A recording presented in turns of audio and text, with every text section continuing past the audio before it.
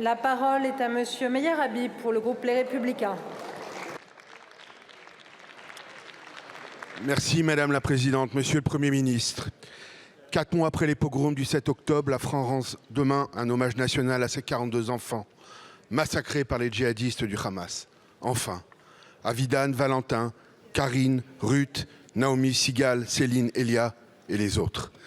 42 Français parmi les 1200 civils massacrés, décapités, brûlés. Ces femmes violées puis tuées devant leur famille, leurs corps profanés et exhibés comme des trophées. Je regrette par ailleurs que les familles des dizaines de soldats franco-israéliens tombés en héros ne soient pas conviés à cet hommage. Mais je pense surtout aux 136 otages détenus en ce moment dans les geôles djihadistes, au bébé Kfir, 1 an, et à toutes ces femmes violées en permanence. Mais comme je le craignais, après la compassion, la sidération vient le temps des accusations, de l'inversion de la charge et même de la nazification d'Israël. Au grand cirque de la Haye, l'Afrique du Sud, régime corrompu, criminogène, place l'État juif sur le banc des accusés dans un simulacre de procès qui déshonore la justice internationale. Le monde doit comprendre, 80 ans après la Shoah, que le peuple juif n'ira plus jamais à l'abattoir sans réagir. Cette guerre a été imposée à Israël. C'est un acte de justice et non de vengeance. Pendant ce temps, l'extrême gauche est à Rafah. Pas un mot pour les otages.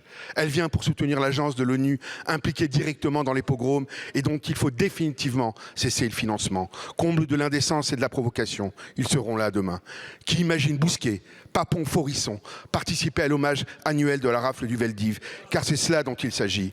Monsieur le Premier ministre, je suis le député de ces familles qui ont écrit au président de la République. Elle ne veut pas des porte-paroles du Hamas demain.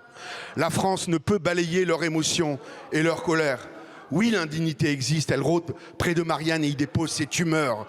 De grâce qu'ils aient un sursaut de décence et d'humanité envers les victimes pour ne pas s'imposer à l'hommage. Pas aux invalides en ce temps républicain. Monsieur le Premier ministre, pourquoi les avoir invités? Pourquoi ne pas dresser, comme par le passé pour d'autres, un cordon sanitaire avec les antisémites qui font l'apologie du terrorisme et distillent la haine du juif? Merci. La parole est à Madame Prisca Thévenot, porte-parole du gouvernement.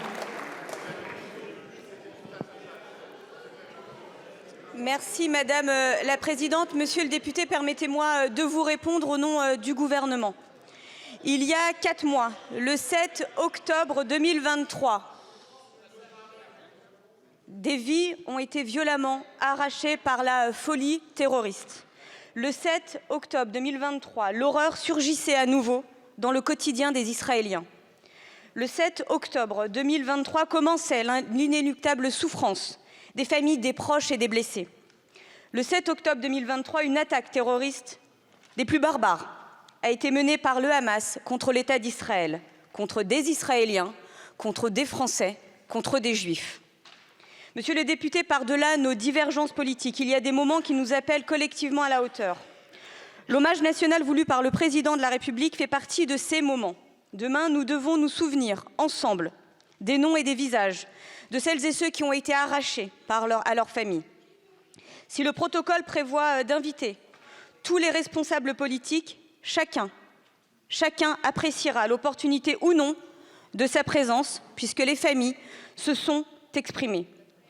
Je tiens ici une nouvelle fois à dire que justifier le terrorisme, c'est accepter qu'il frappe à nouveau. Je vous remercie, Madame la Ministre.